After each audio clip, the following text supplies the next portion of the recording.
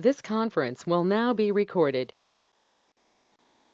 Sveikos mielosios, sveiki mielieji, siurprizas.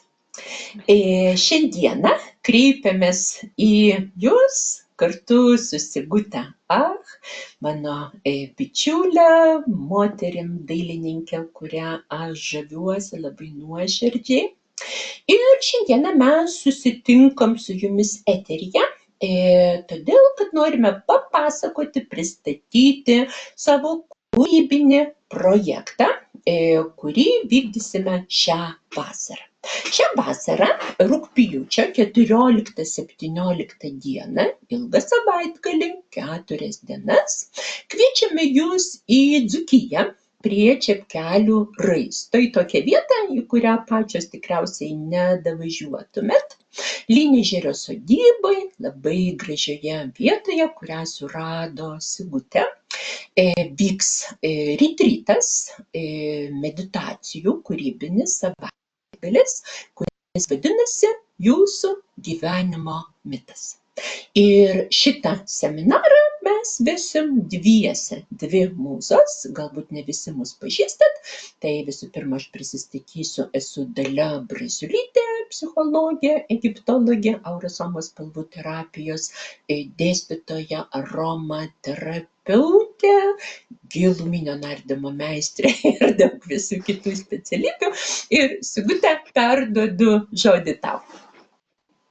Sveiki, aš esu Sigutė Ach, dailininkė, šiaip dabar mieliau prisistatau kaip menininkė ir dar vis mielai tariu frazę nieko rimto.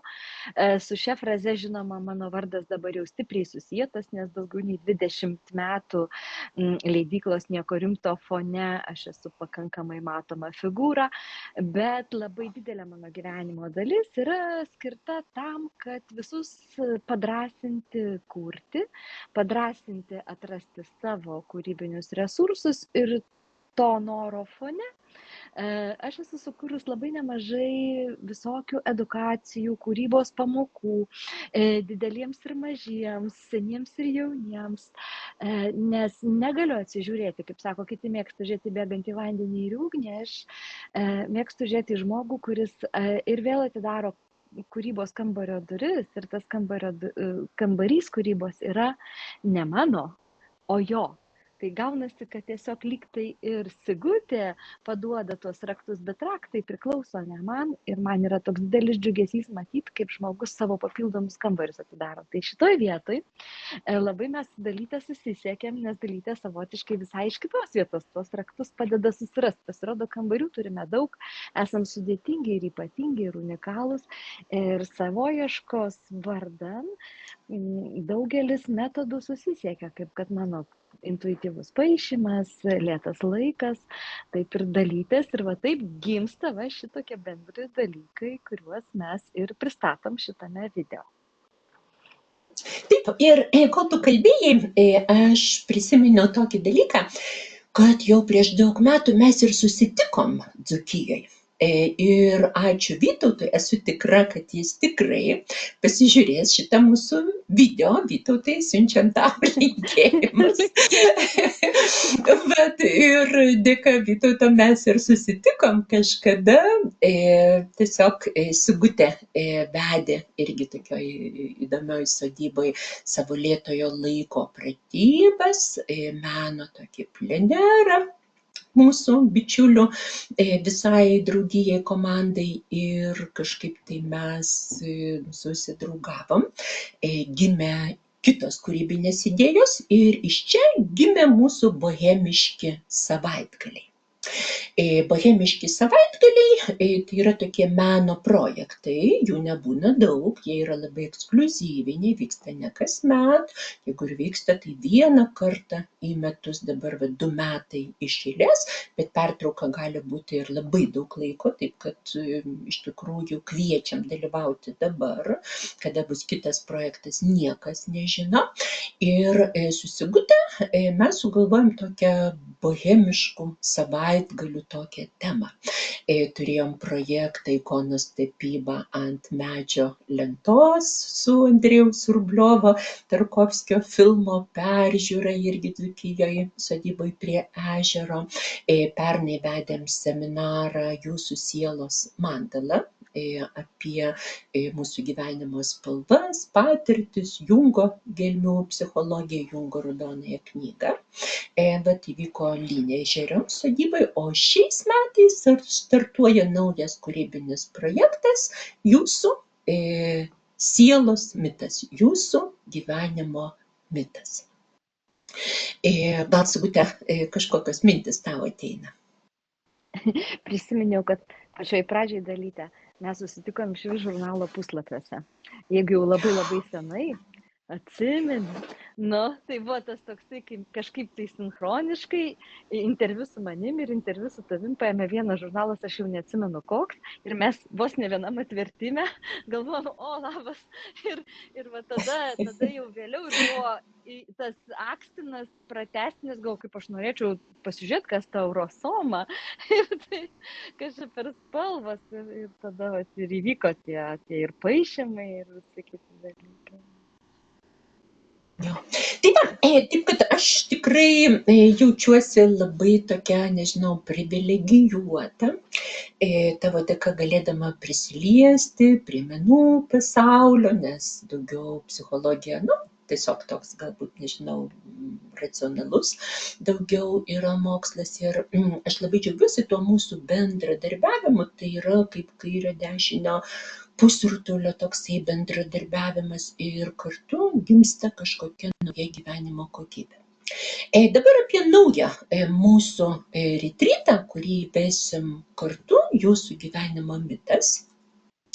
Daugybę metų konsultuodama žmonės, vesdama seminarus, lydėdama įvairiom gyvenimo peripetijom, juk pas psichologų žmonės ateina dažniausiai ne vien pasidžiaugti kažkokią laimę, bet dažniausiai tuomet, kai būna pilnos šakės ir vyksta kažkokia tai gyvenimo kryžkelė, ištinka problema, išbandymas arba galbūt bėda. Ir daugybę metų besidomėdama Jungo gelmių psichologija, spalvų psichologija, mitologija, mitais, legendom, aš pradėjau pastebėti, kad iš tikrųjų kiekvieno žmogaus gyvenime yra tam tikras mitologinis leitmotyvas. Bet kuomet mes gyvenam buitiniai realybėje, šitų dėsningumų mes nematom. Pastaruoju metu dažnai draugai, bičiuliai, studentai, klientai sako, aš pavargau dalyvauti žiurkių lenktynėse. Laikas labai įsibėgėja. Pastebėjot, dabar per dieną mes atrodo važiuojam automobiliais, kalbam mobiliais telefonais, turim kiekvienoje rankoje po kokią planšetę, kompiuterį, komunikacija vyksta žaibiškai, bet toks jausmas, kad mes amžinai nespėjam, amžinai vėluojam, amžinai kažkur tai atsiliekam. Žmogus patiria labai didelį stresą, kadangi mus bombarduoja milžiniškas kiekis informacijos, mūsų smegenys visgi nėra kompiuterio procesorius, kuris gali tiesiog visą tą informaciją apdoroti. Tačiau reikalavimus mes sau keliam vos ne kaip dirbtinam intelektui. Ir atrodo, kad visi turi būti gražūs, jauni, sveiki, sėkmingi, galingi, populiarūs, ten turtingi ir panašiai, kaip kad Facebooko ten gražiuose kokiuose nuotraukose. Ir žmogus dažnai tame lėkime, bėgime praranda vidinę ramybę ir kartais savo sielą. Ir tuomet ateina laikas iš pasaulio vulgaris peršokti į sakralinį pasaulį.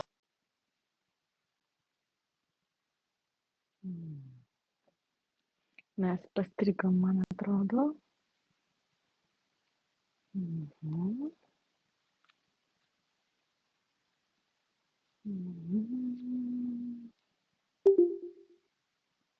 Dalyte.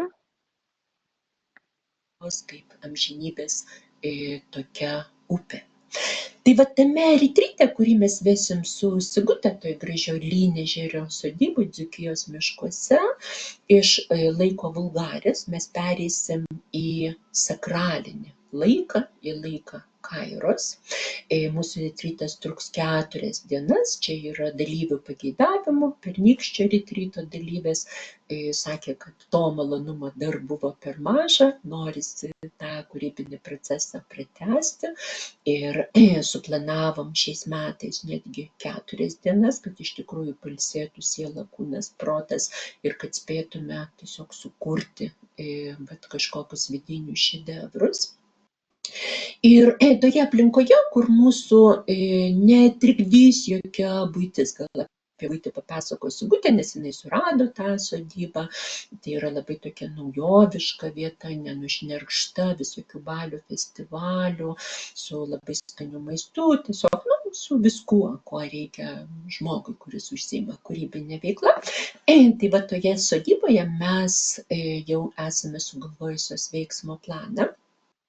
Mes po truputėlį lėtėsime ir pradėsime žvelgti į savo gyvenimą per laiko ir erdvės perspektyvą. Šitame retryte aš pristatysiu herojaus kelionės projektą. Amerikoje gyveno toksai labai išsilavinęs žmogus, Josephas Campbellas, vienas labiausiai apsiskaičiusių pasaulio žmonių, kuris perskaitęs praktiškai visą literatūros klasiką ir religinius traktatus įvairiausiom kalbom, įskaitant sanskritą, persų ir ten lotynų kalbą, jis pastebėjo, kad įvairios gyvenimo peripetijos, įvairios knygos, romanai, bet kokie tekstai, jie parašyti pagal tam tikrą planą. Ir iš to gimė herojaus kelionės projektas, bet koks įdomus filmas, bet kokia populiari knyga ir žmogaus gyvenimas taip pat atitinka to herojaus kelionės projekto etapus. Tai vat bendrom jėgom, aš psichologiniam priemonėm, Sigutė meniniam priemonėm, mes tiesiog pasistengsim prakalbinti jūsų gyvenimą formomis, spalvomis, tekstais. Tame seminare rašysim savo gyvenimo mitą, daug sužinosit apie Jungo gelmių psichologiją. Tiesiog bus galimybė kiekvieną dieną rinktis spalvas. Na, o Sigutė savo meniniais metodais padės mums tuos vidinius atradimus perkelti į popierių. Gal, Sigutė, daugiau gali papasakoti apie savo veiksmo planą? Na, iš tikrųjų, jau net ir ėjimas į šitą projektą yra jau man kaip savotiškas mito rašymas, nes niekada nesu tokio darius dalyko, kaip ir tu, Dalyte. Man atrodo, būtent tokiu kampu, pro šitas duris mes į tą temą nesame žengę. Ir kaip visada sakau, aš esu pripratus prie to dalyko, kad kai pradedi kažką ar naują knygą iliustruoti, ar naują porceliano kolekciją kurti, visą laiką pradžioj tu turi drąsos žengti į tokį rūką. Bet įsivaizduokit, kad reiškia pabudot kažkokiame kalnų kaimelyje, turit savo namuką, atvažiavot, o ryte pabudot, atidarot duris ir yra rūkas. Ir yra rūkas toks, kad jūs tiksliai nežinot, ar jūs tikrai galite žengti per tas namelio duris, nes gal nusirisit nuo kalno, neatsimenat vakare tamsiai atvažiavot, neatsimenat, kur čia nuokalnė, o kur čia kaimo keliukas. Lyg ir matosi kažkoks akmuo, bet ar tas akmuo yra jau kažkokia pakriūtė, ar tai yra kaip tik kelio ženklas, reikia prieiti, pačiupinėti, kažkiek tai palaukti, gal kol saulė tą rūką išsklaidys. Tik aš dar noriu įvesti terminą spalvotas rūkas.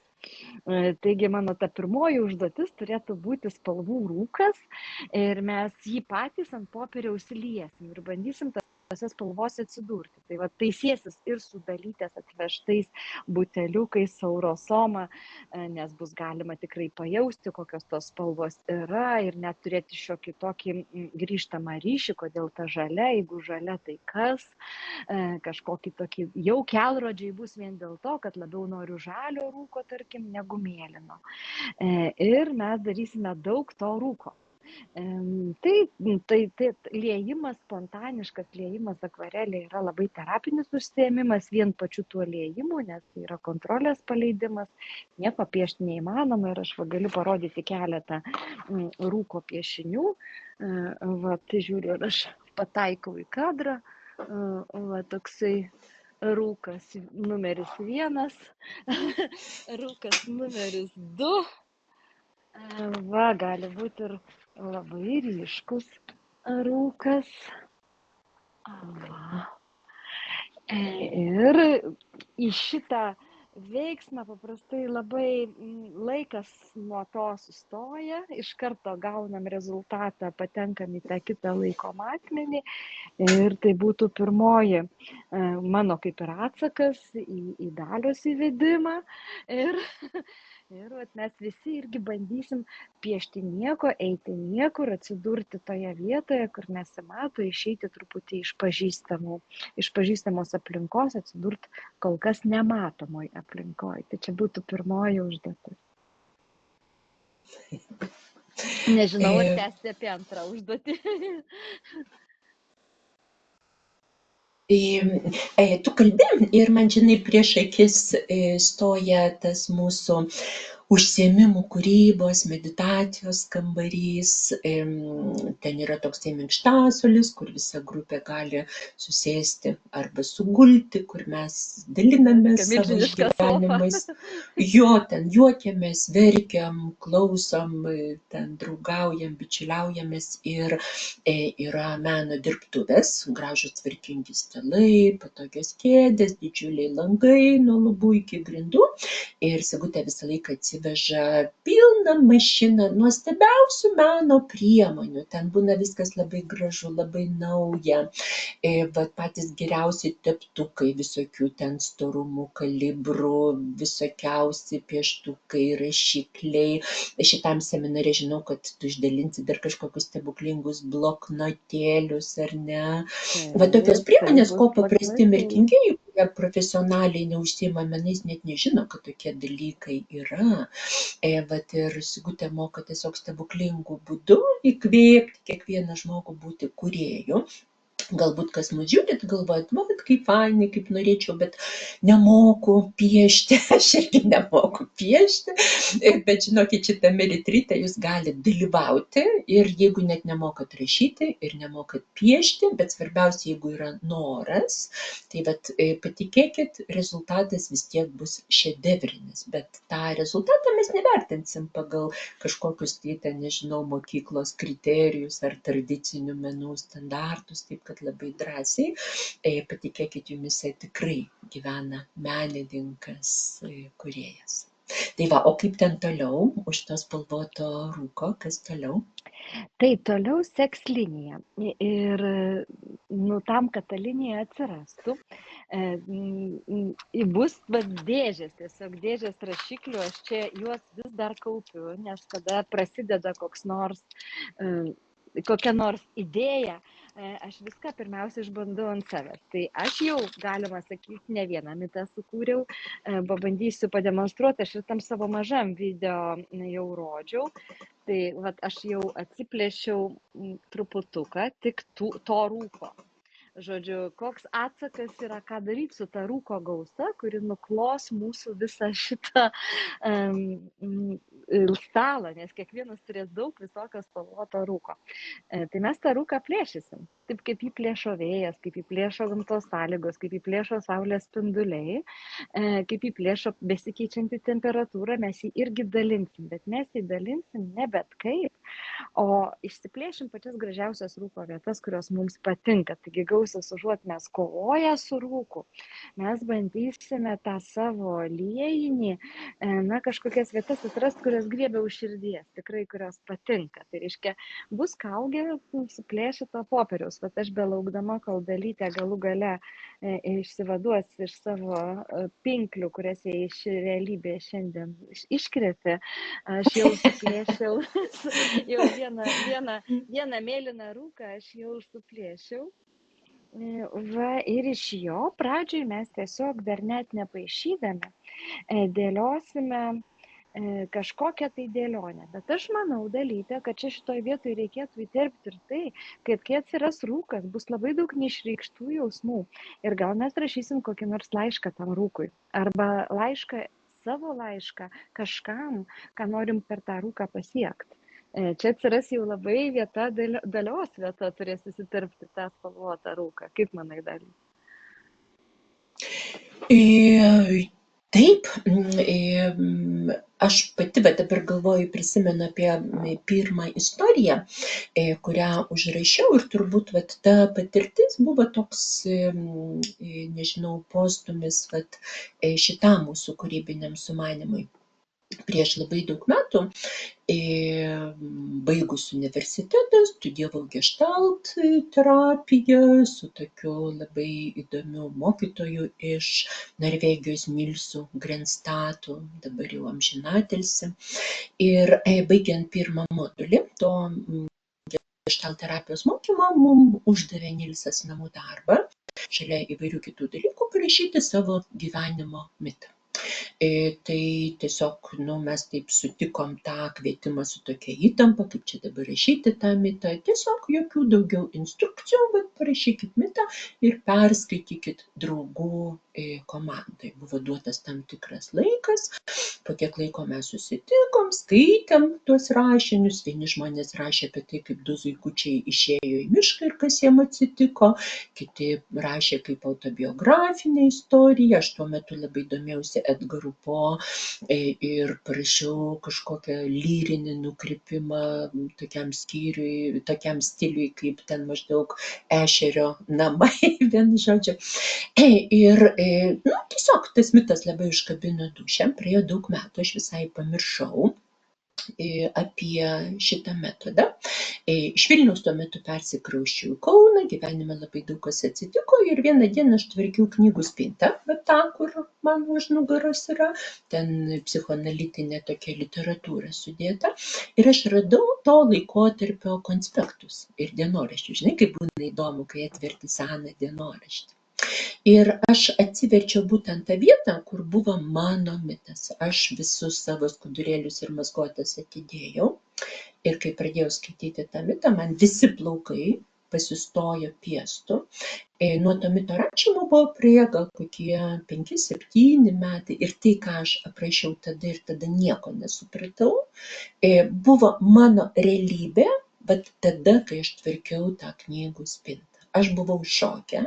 Aš supratau, kad mūsų vidus visada žino, kur mes einam, kaip mes einam, kokiais metodais judam į priekį, bet tik tai, kai mes būnam labai susitapatinę su atskirai savo gyvenimo momentais, žinai, kai labai prisitrauki prie kažkokio dalyko, bet kokia smulkmena gali atrodyti kaip kalnas ir užtvenkia visą perspektyvą. Tai dėl to mes ir važiuosim į tą Lynežerio sodybą, kad iš toliau per paukščio skrydžio perspektyvą galėtumėm žiūrėti savo gyvenimą, savo pasaulį, kurį paliksim kažkur namuose, ir kad pradėtume matyti tuos dėsningumus. Tai rašant visus šitos lyrinius opusus, nereikia jokio racionalumo, nereikia nieko mokėti, tiesiog leidžiam rankai rašyti bet ką, bile ką.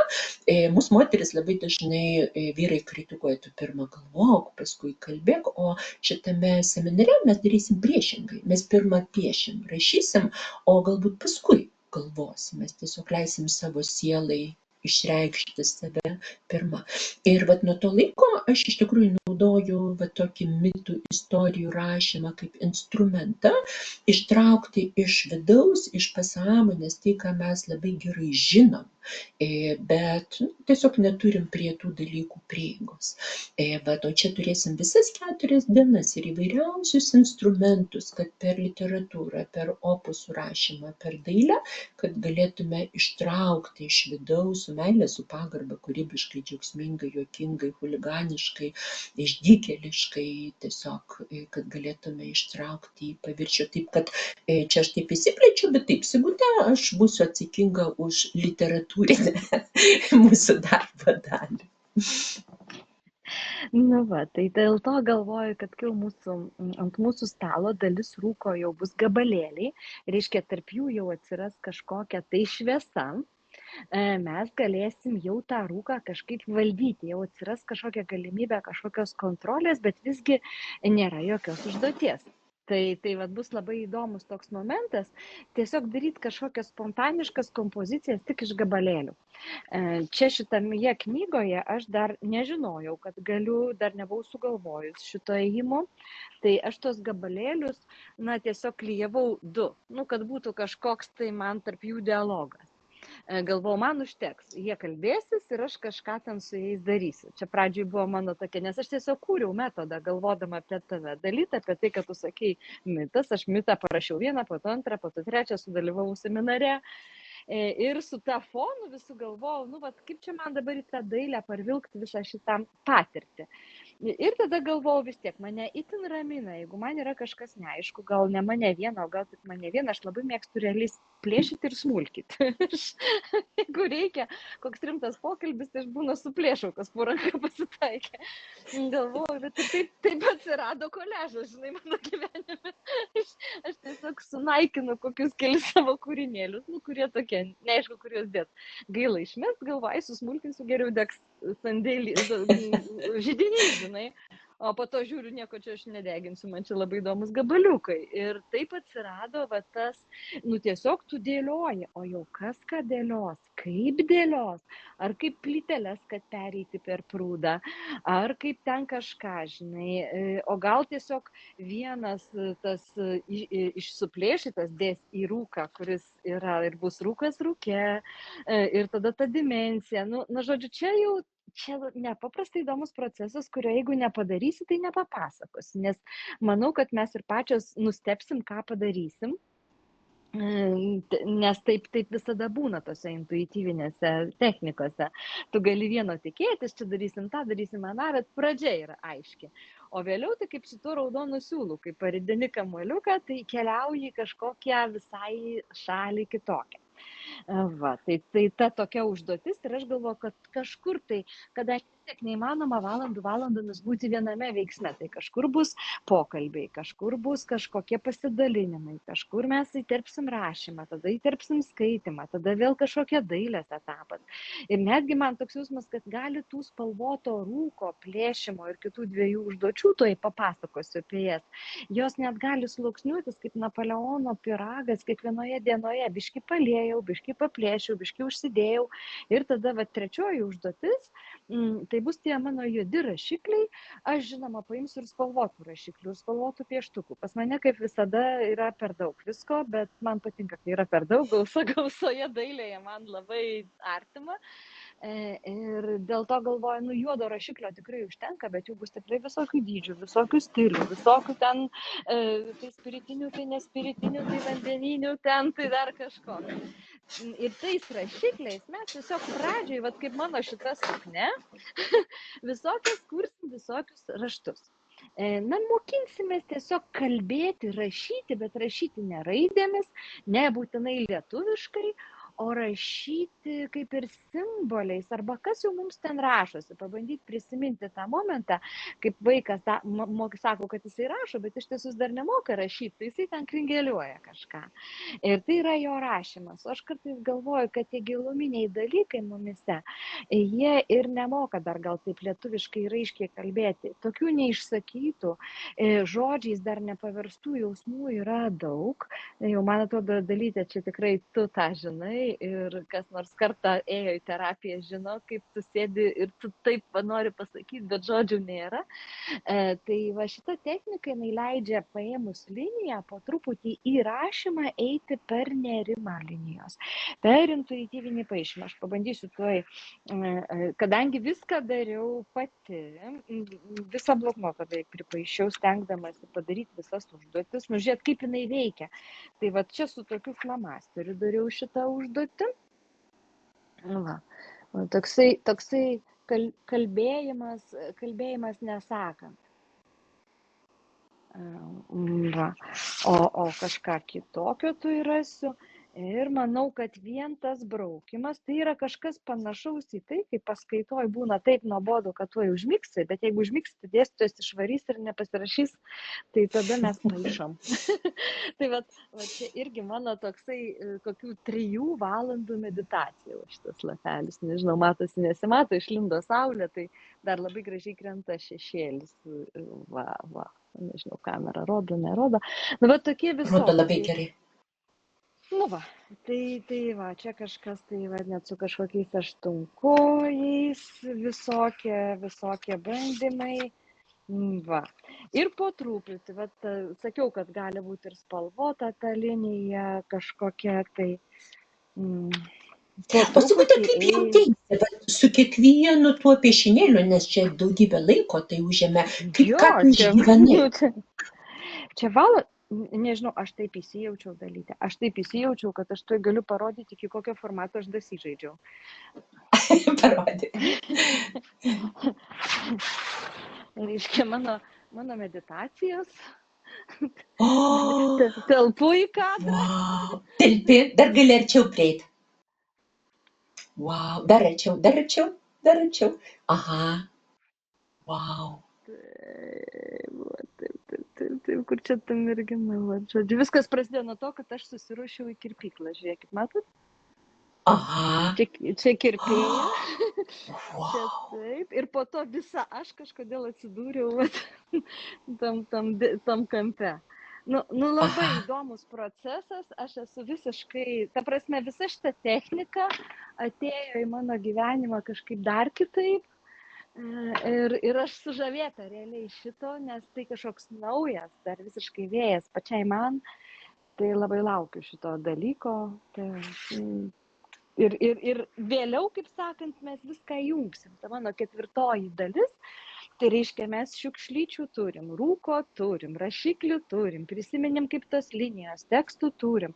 Ir tada aš tikiuosi, kad visa tai pavirs kažkokiu tai panašiai tokiu dalyku, kur yra ir parašyta, ir papiešta, ir paklijuota, ir visokie kitokie dalykai atsitinka. Arba kažkas tokio, kaip aš pradėjau. Kur tu kažką pasakai, nupaišai, o vėliau bandai, mano, kaip netikėtai nieko rimto karvė pasirodė kaip tokia ne karvytė, o matot, tokia įdomi karvė, kuri irgi eina nežinia kur. Nes mūsų šitas ėjimas ir yra ta jaučio paieška rūke, tai irgi su ta kaukė. Tokia. Tai aš pati labai laukiu irgi šito proceso. Man šitas tavo piešinys, bet čia grinai mano projekcija.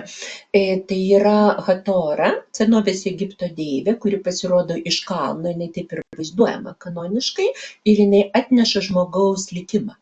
Ir kartais pasirodo net 7 Hatoros, bet tiesiog taip iš kalno arba iš puslapio to, žinai, to suglaudimo.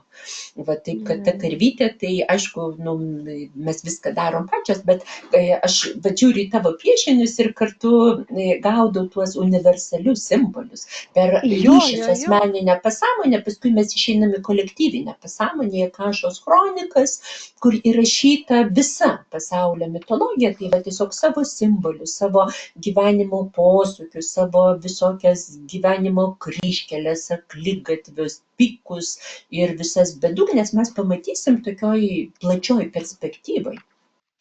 Aš tikrai esu labai nustebinta šito metodo, kaip ir atrodo vedu nuolat ir daug ką čia įkvėpiu ir mes daug ką matom.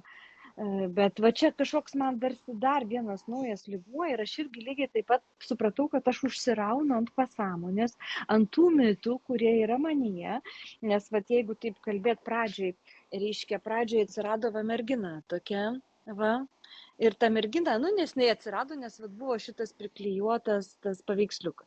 Ir tada staiga pas mane viskas apsiverčia ir atsigula čia šalia vaikinas, šalia tos merginos. Dabar jie abu guli ant pagalvės, kuri yra dangus, nei mažai, nei daug.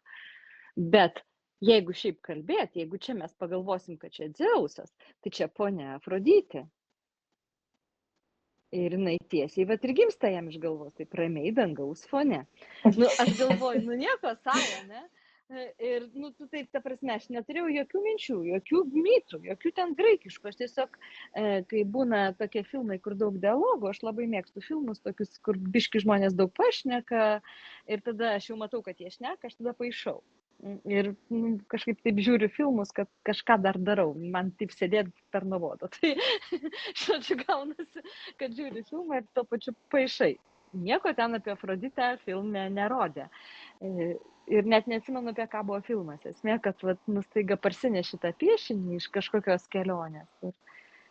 Ir va turi kažkokį keistą prisilietimą prie to faino mito, kaip gimė Atėnė.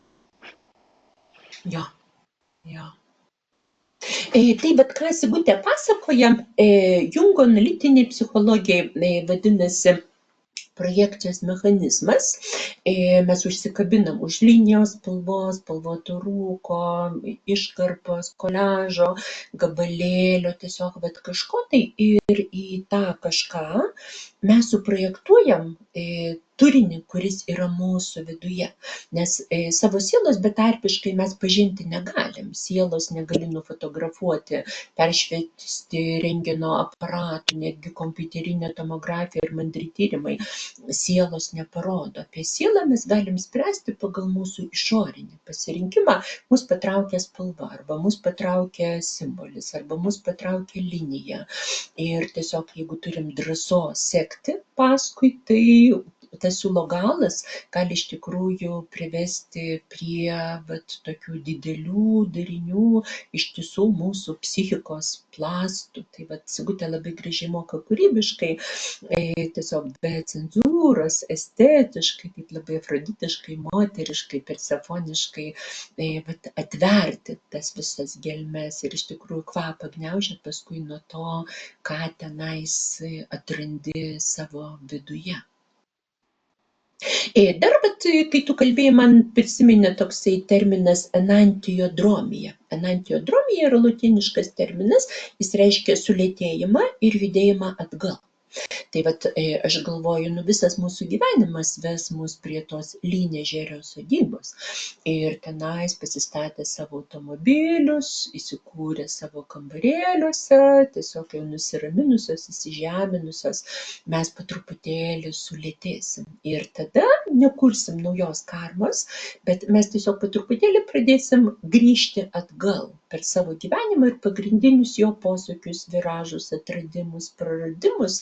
Ir tiesiog peržiūrėsim surinksim tuos brangakmenius, kuriuos tikrai esam atradusios gyvenime, kartais galbūt ir išbarščiusios, nes nevertinam galbūt tos patirties. Ir kartu su visų palaikymu ir tokiu menišku vedimu tas pats mūsų gyvenimas, jisai pasirodys kaip šedevras. Aš dar noriu padaryti ekrano pasidalinimo režimą. Ir noriu mūsų žiūrovam parodyti piešinuką. Sigutė nupiešė tokią schemą. Dabar mes ją matom kaip trečią langą. Ir šitoj schemai yra Josepho Campbello herojaus kelionės pagrindiniai etapai. Tai pirmiausiai matot, kur apačioj žmogutis su skrybėle, su lazda, su kuprinė, eina skuba. Pirmiausiai yra kvietimas keliauti. Žmogaus gyvenime kažkas atsitinka. Mes suprantam, kad mes norim daugiau negu turim dabar, arba tiesiog tai, kaip mes gyvenam, pasidaro nebeįdomu, arba galbūt įvyko kažkokia tragedija, kuri mus išmušė iš įprasto gyvenimo. Dažniausiai žmogus būna labai užsispyręs, mes sakom, ne, aš noriu vis tiek gyventi ten, kur gyvenu, tupėti savo saugiam lizde, ir būna, kad herojus atmeta kvietimą. Bet vis tiek gyvenimas prie mūsų prisibeldžia ir mes pradedam savo kelionę. Pakeliui sutinkam visokią gamtišką pagalbą ir peržengiam keletą kartų per slenksčius. Yra netgi toks etapas banginio pilvas. Tai būna viena iš tokių tamsiųjų sielos naktų, kada mes išeinam iš komforto zonos ir nelabai žinom, kur einam ir ar kažką tai prieisim, bet reikia tęsti savo kelionę, tuomet mes susisiejam su pasąmonė, išplečiam savo resursus ir einam toliau.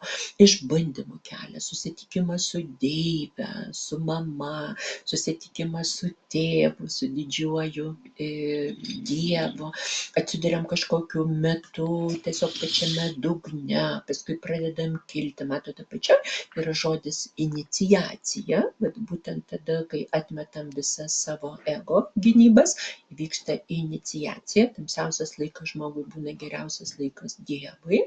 Po truputį pradedam kilti, atrandam dovanas ir tada jau nebenorim sugrįžti į gyvenimą, bet tik tada prasideda mūsų tikrasis misijos vykdymas ir galų gale mes vėl sugrįžtam Vat jau žmogus stovi ant tos linijos rodiklio, su gėlyte, gali dalinti savo atrastais turtais su kitais. Ir vat tik tada mes esam iš tiesų laisvi, tik tada, kai integruojam savo pasąmonę, savo kompleksus, visas savo patirtis ir psichinę energiją, tokį žmogų galima pavadinti dviejų pasaulio meistrų, nes mes galim sugrįžti ten ir keliauti atgal. Čia kaip žiedų valdovo sagoj. Ten ir atgal. Vat, jeigu keliausim tik ten, galim įstrigti depresijoje, bedugniai kažkur tai, bet jeigu sugrįžtam atgal, mes jau galim papasakoti apie savo kelionę, mes galim ją nupiešti, kažkokiais tai meniškais būdais išreikšti. Tai vat, šitas piešinukas yra tiesiog mūsų kelionės maršrutas, toksai planas, vat, ir mes kūrybiškai judėsim šitą spiralę. Jo. Labai įdomus procesas, labai laukiu iš tikrųjų. Mes pačios visą laiką atrandam kažkaip naujai tą pačią. Atrodo žinomų keliai, bet jais praeidami su kitais žmonėm praeini iš naujo. Toksai tas stalkerizmas labai kviečia, nes pats stalkeris vesdamas kitus irgi praeina visai kitaip tą zoną, kurią veda. Ir čia aš cituoju Tarkovskio filmą. Aš irgi labai ruošiuosi šitam seminarui, nuo pavasario gyvenu herojaus kelionės temai, vėl ir vėl iš naujo skaitau Kembelo knygą, herojų su 1000 veidų. Kembelas parašė keletą knygų, nemažai knygų ir keletas yra išversta į lietuvių kalbą. Skaitau tokios labai įdomios moters, Jean Houston, memuarus apie mitinį gyvenimą. Ir vat man labai patinka Houston mintis, kad mūsų gyvenimas yra kaip ataudai, kaip siūlai didesniam gyvenimo mite. Galima įsivaizduoti mūsų gyvenimą kaip persišką kilimą. Ir tame kilime ten gyvena visokie žvėriukai, gyvūnai, ten visokie arabiški raštai, spalvos. Vat tai mes dažniausiai būnam taip susitapatinę su keliais siūlais, kurie jausti tą didelį persišką kilimą, kad net nesuprantam, kad mūsų siūlai yra didelio rašto dalis.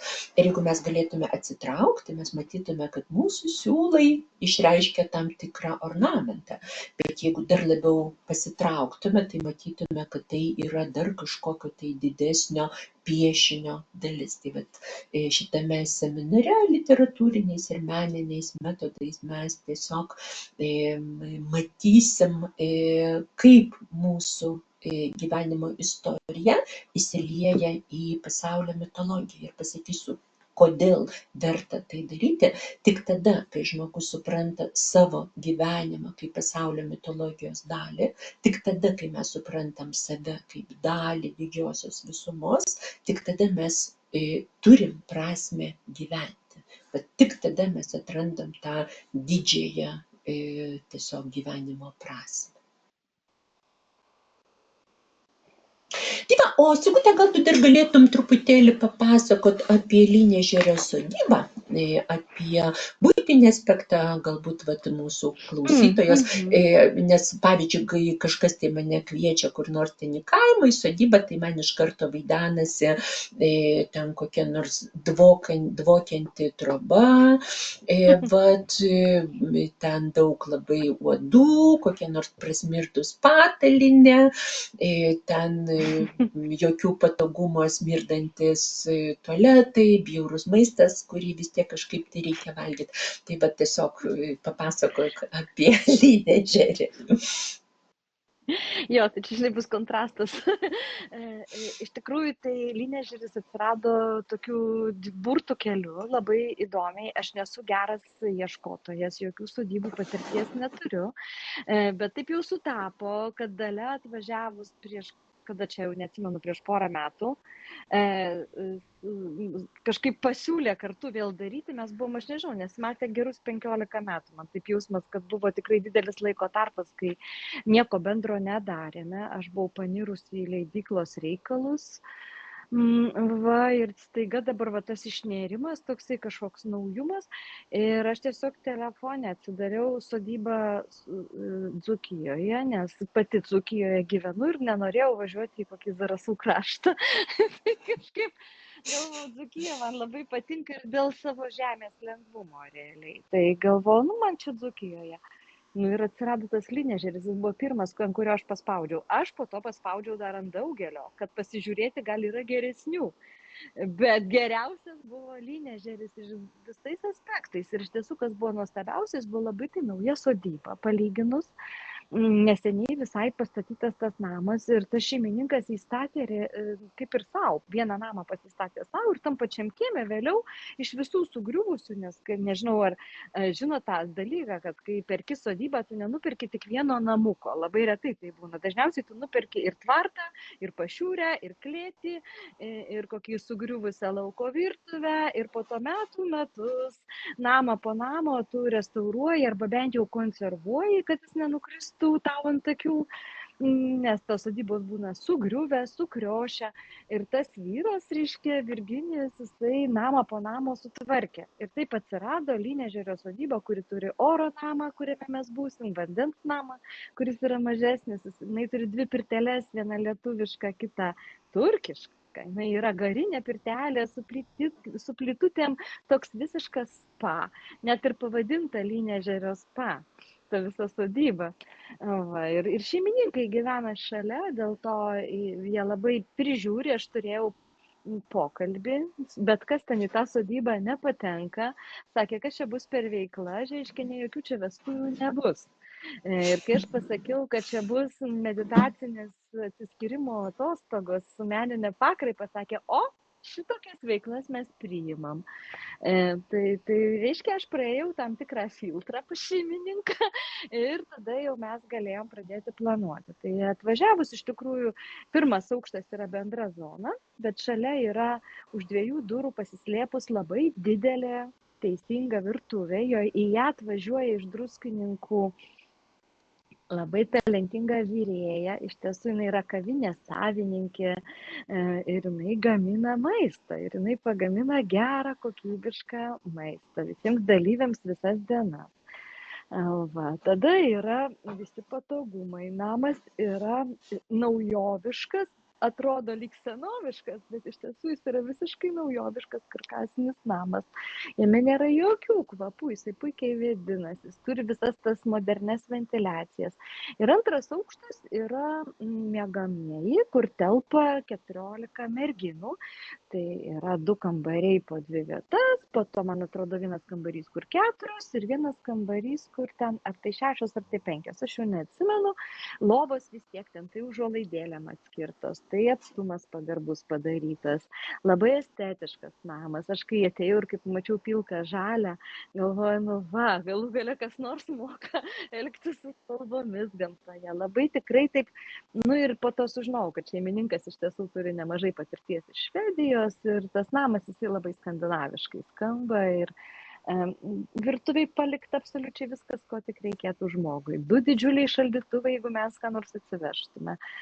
Kėdutės, staliukai, sofutė, kėdės, patalynė, viskas apgalvota. Man atrodo, kad mums nieko netrūko, kai mes buvom aną kartą, likom visiškai patenkintos. Aš dar 2 kartus ten vedžiau savo plenerą. Gavosi, kad mano pleneras, tada mūsų sudalyta tritas, tada dar vienas rudens mano pleneras ir va už kelių dienų aš išvažiuoju į 5 dienų savo plenerą, nes taip patiko merginams tam name, kad man nereikėjo rinkti grupės, visos tos pačios, kurios buvo praeitais metais, dar su savo draugėm, kas neatvažiavo, tai draugės užpildė tuščias lovytės. Ir aš turiu visą grupę, tikiuosi, kad jos tikrai nesusirgs, bus sveikos ir atvyks, bet pilna grupė atvyksta 25 dieną startuojant plenerį. Ir visos atvažiuoja, kaip sakant, kaip jau namo. Sakė, aš noriu su visom pasimatyti, man čia gerai, geriausios pasaulyje atostogos, tai aš taip ir vadinu, sakau, čia meniškos atostogos. O gal dar gali apie ežeriuką papasakot? Ai, nu tai ežeriukas čia atskira daina. Nu, kadangi vienintelis galbūt momentas, kad pačioje sodyboje yra Wi-Fi ir jūs galėsite su artimaisiais pasikalbėti, Bet išėję į lauką ir telefono ryšio tikrai nėra. Tai va tokia tikrai atsiskirimų vieta, nes mes esame ant pačio, jau galima sakyti, Lietuvos pasienio, jau pasienio zonoje. Ir ten kaip ir visas Čepkelių raistas. Tai vat mes esame visai šalia Čepkelių raisto, bet taip jeigu taip žiūrėti Lynežerį, tai Čepkelių raistas ir toks ežeriukas. Ežeriukas vadinasi Lygucis ir jisai tai būna, tai nebūna. Tai aš vat prieš savo plenerą irgi galvojau, Dieve, duok man biškį vandens, kad tas Lygucis būtų. Kaip atsiranda Lygucis? Reiškia, kai lyja, Čepkelių raistas išbrinksta ir prikaupia vandens. Tada tos durpės pasunkėja ir pradeda spaustis. Ir visas tas gydomųjų žolelių pueras subėga į ežerą. Tai yra toksai lietuviškų žolelių puero skaidrus gintarinis tamsiai rudas vanduo. Tai žodžiu, jisai atrodo keistai, bet kas besimaudė ir man sakė, kad dar senais laikais daktarai važiuodavo į šitą ežerą plaukėti, žodžiu, tai tikrai spa vieta, galima pasisveikatinti, moteris nesiprausia po to kitų vandeniu, kad tas vandenukas įsigertų į odą ir visai kitaip ten sako, kad, aš manau, kad ten tikrai jisai turi to sveikatingumo, tik tai jo kartais nebūna. Aš specialiai dar važinėjau kelis kartus, nes man netoli nuo namų, man 40 minučių važiuoti. Važiuodavau pasižiūrėti, kaip gyvena tas Lygusio ežeras, tai kai čia buvo tos sausros, jisai tiesiog dingo. Jisai visiškai pelkė jį įsiurbė atgal. Ir tada ten pradėjo augti visos pievų žolės, nes ten fantastiškai derlinga gaunasi žemė. Ir priaugo ten visų pievų, žodžiu, užaugo pieva. O tada Lygucis grįžta. Ir už tai Lygucyje galima rasti išsikišusių pievų žolių, kurios šiaip vandenyje auga. Labai įdomu, tai va toksai irgi neeilinis reiškinys. Jo, ir pats namas jisai praktiškai pušyne. Visur aplinkui. Jo, miške, visai miške. Bet jo, viskas. O Lynežerio kaimas irgi yra etnografinis kaimas, absoliuti retenybė. Apie jį yra ne vienas video susuktas, jame yra, žodžiu, garsių žmonių lankytasi, daug visokių, ten dar vis gyvena senovinės bubutės, kurios vis dar yra, jos eina dainuodamos specialias dainas, rinkti į Čepkelį uogų ir žolyčių. Ir ten visi ritualai ir realiai tai yra viena rečiausių, viena etnografiškiausių lietuviškų vietų, kurią verta aplankyti vien dėl Lynežerio. Vat galima į Lynežerio kaimą važiuoti kaip į lankytiną vietą, o mes jame turėsime savo renginį. Jo, tai vat labai norėjau, kad iš Sigutės lūpų jūs išgirstumėt, kur mes važiuojam. Dar noriu pasakyti, maistas labai skanus ir labai smagu, kad nieko nereikia rūpintis. Vat vyriai atvažiuoja, viską jums padeda valgyti skaniai po nosim, indus surenka, suplauna, viskas yra nauja, šviežia, patalinė, visos kaldros, pagalvės. Iš tikrųjų nereikia ten iš namų vežtis visų tų dalykų.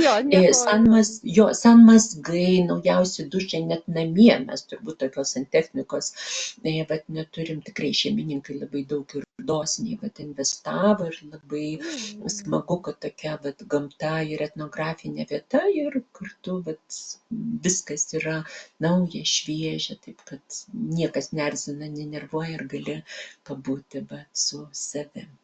Taip pat, mielieji, dar yra vietų, grupė jau būrėsi, pakartosiu datas, retrytas meniškas, jūsų gyvenimo mitas vyks rugpjūčio 14-17 dieną, tai yra 4 dienos, Dzūkijoje, Lynežerio sodyboje, atvykimas yra iki 15, ar ne? Valandos, kažkur tai pirmoji. Nuo 15. Šeimininkas prašo, kad 15 pradėtume rinktis. Ja. Tai ketvirtadienį tiesiog apie pietus visi suvažiuojam, įsikuriam ir išvažiuojam 17 dieną, sekmadienį irgi iki 15 jau valandos išvažiuojam. Man atrodo, iki 15. Jo, iki 15. Jo, tai tiesiog išeina tiesiog 2 dienos pusdieniai ir 2 pilnos dienos ir nakvosim 3 naktis. Dar nežinau, neprisimenu, ar minėjau, dešinėj kieme yra baseinas, plaukimo baseinas, gražiai Baseinas ir aptvaringi. pirtelė. Mums kiekvieną Jo, vakarą bus jo. pašildyta pirtelė, galima atsipalaiduoti pirtelėje. Tai ta mažytė tokia jaukutė, jinai man per pusvalandį ten įšyla, labai tokia mobili padaryta, tikrai labai faina vieta pailsėti. Man atrodo, kad grįšit po meninių atostogų vienareikšmiškai. Bent jau kiek kartų mes tą darėm, mes girdėjom tokius atsiliepimus, kad tai yra geros, tikrai labai netgi nedaug kainuojančios atostogos. Tai kviečiam. Viskas įskaičiuota, įskaitant tiesiog spa procedūras, kurių net negautume turbūt druskininkuose, bet tokiam koncentrate. Taigi, mielieji, laukiam jūsų laiškų, žinučių, dar galite užsiregistruoti, paskubėkit, grupė pildosi ir kad galėtume paruošti visas priemonės iš anksto, be streso, mums yra labai svarbu žinoti žmonių kiekį, skaičių.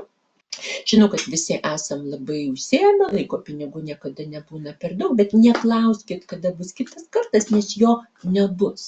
Kaip matot, su Sigute mes nemėgstam kartotis, yra tiek visokių kūrybinių idėjų ir mūsų gyvenimas toks įdomus ir intensyvus, kad tiesiog mūsų tie pasauliai kažkaip tai persidengia, gimsta tas kūrybinis procesas, bet tai nėra renginys, kurį kartais tiražuoja žmonės, žinot, kaip troleibusas vienas praeina, kitas ateina, ne?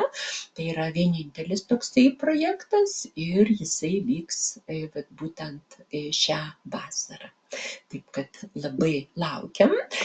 Rašykit man elektroninį laišką arba asmeninę žinutę arba skambinkit, kartu su šituo video aš įdėsiu ir koordinates. Ir labai tikiuosi susitikti Dzūkijai. Iki pasimatymo, labai labai laukiu. Ate.